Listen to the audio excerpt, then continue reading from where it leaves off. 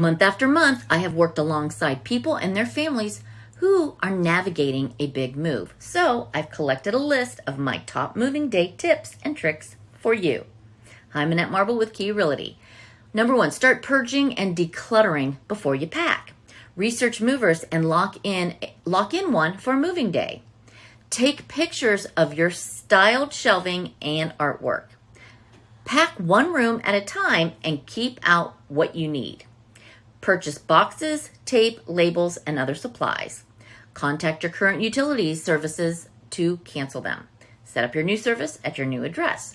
Label boxes on the side with color-coded labels.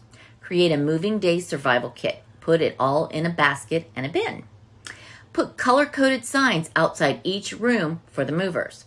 Pick up a beverage and order a pizza for moving day, or hire an agent who does that for you. If I had to summarize it into just one tip, it would be this: have a plan and have an agent on your side managing the transaction so you can focus on packing and checking everything off your list.